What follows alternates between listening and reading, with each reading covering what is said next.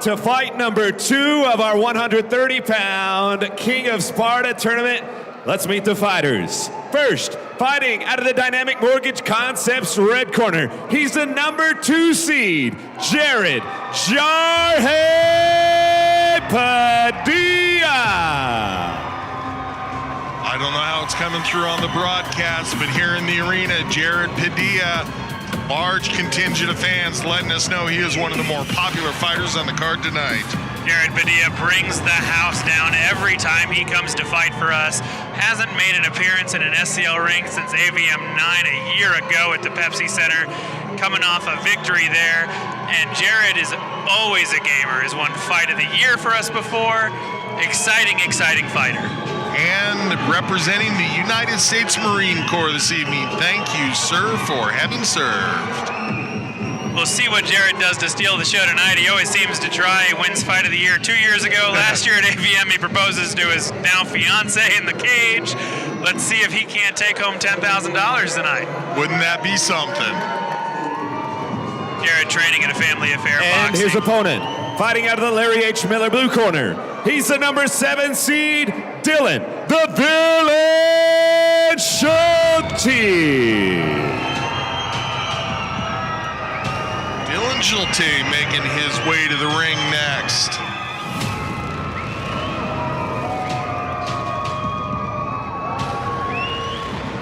Dylan, one of those fighters that we don't know a lot about. It is his debut in boxing and kickboxing. He's had 1 MMA fight.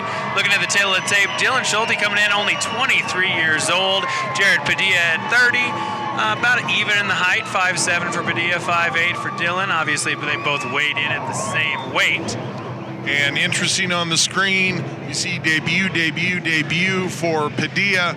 Remember, this is a professional tournament, so it's his debut in those categories professionally. He does have an outstanding amateur career behind him. Yes, he does, and he's earned his way into this tournament. Just because he hasn't had a pro fight yet doesn't mean he doesn't have plenty of fights in the back. Yes, sir. And we see that as him being the number 2 seed, rightfully so. Yeah, and he trains at a Family Affair Boxing, so boxing is, his strong point.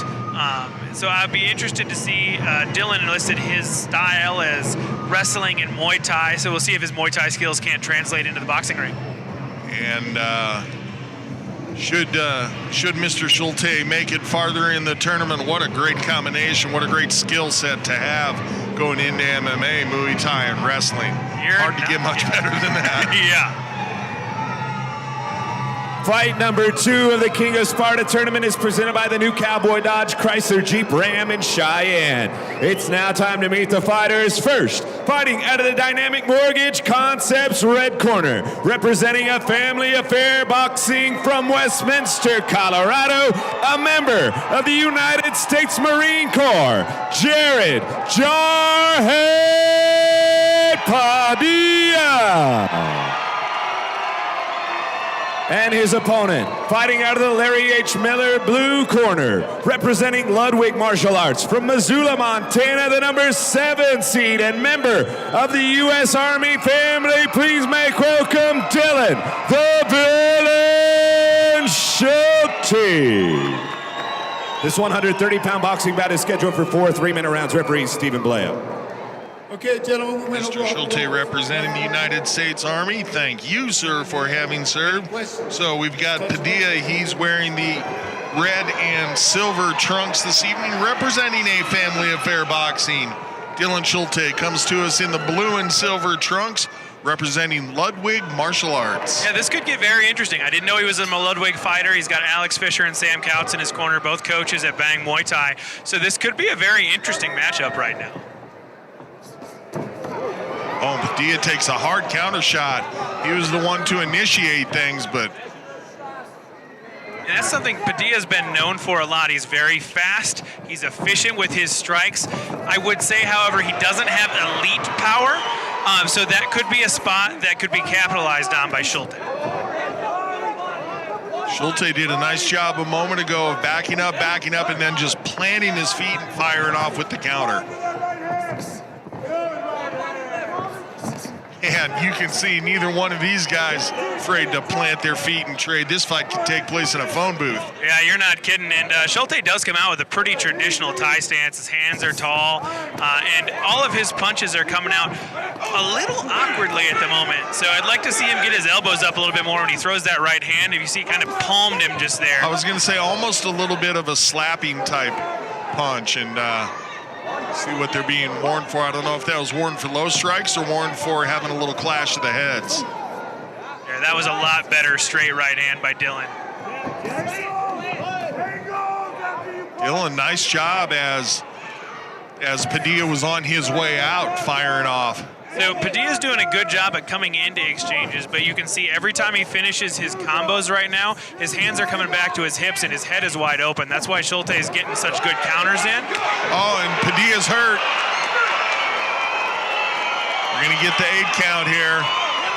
Schulte needs to keep himself in that neutral corner.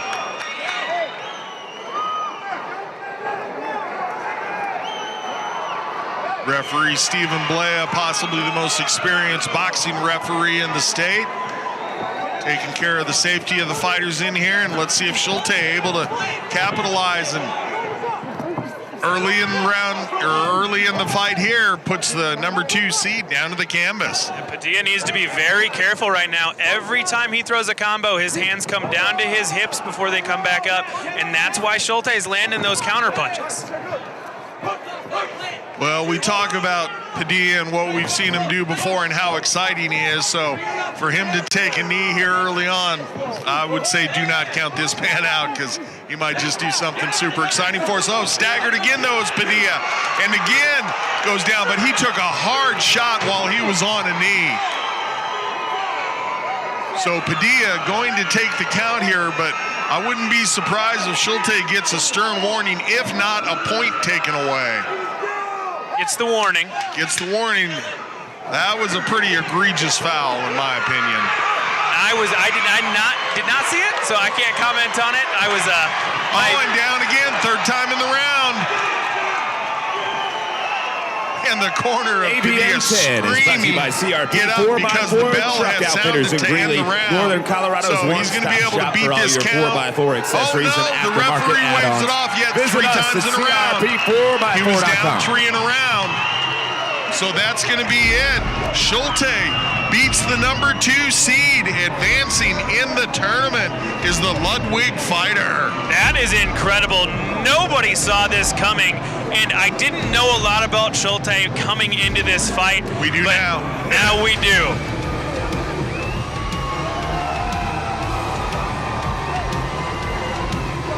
Schulte, gotta be pumped about that. Very nice performance by the Army representative fighter. Well done, sir.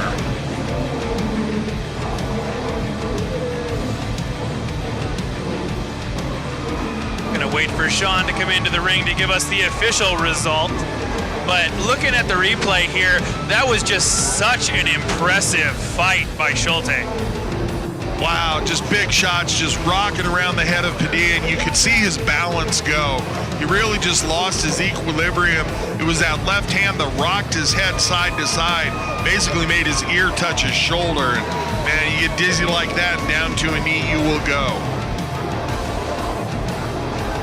And I will be interested to find out after this fight if it was in fact a 3 knockdown rule, why the referee was counting the 10 count in the corner and didn't just call it off right away. I don't know if he saw something in Jarrett's eyes that didn't save him from that round, or what that was, but it'd be interesting to find out. Agreed. The referee did signal to Padilla's corner that it was because of 3 knockdowns. I also saw him holding up the 3 fingers because Padilla had beaten the count. So at 2 minutes 59 seconds of round number 1, referee Blea has called a stop to this fight, declaring your winner by TKO, Dylan Schulte. Back with a post-fight interview. Fight number 3 coming up in a moment as well. Ladies and gentlemen, I am joined by your victor, knocking off the 2nd seed, Dylan Schulte. Dylan, You delivered some big strikes and ended up putting this fight away pretty quickly. Walk us through what you were thinking going into this fight. I just had to push the pace. My plan was to get him tired and capitalize once he's tired, but I clipped him with a few good punches. I know I hit hard, so I could see it on his face when he was rocked. I just had to go after that finish. I looked up after the second knockdown, saw 16 seconds left, and I go after it. As you were walking out, you were going to the crowd and you're saying, that's one, that's one. We know that's one. Now you're moving on to the second round. It is kickboxing. What's your plan looking like going into that? Same thing, let's go get it. 2 more. You had a great fan support out here. Anything that you want to say to your fans in the audience tonight? Thank you guys, I love you so much for supporting me. Let's go get the others, yeah. Let's toss it back up to Sean, guys.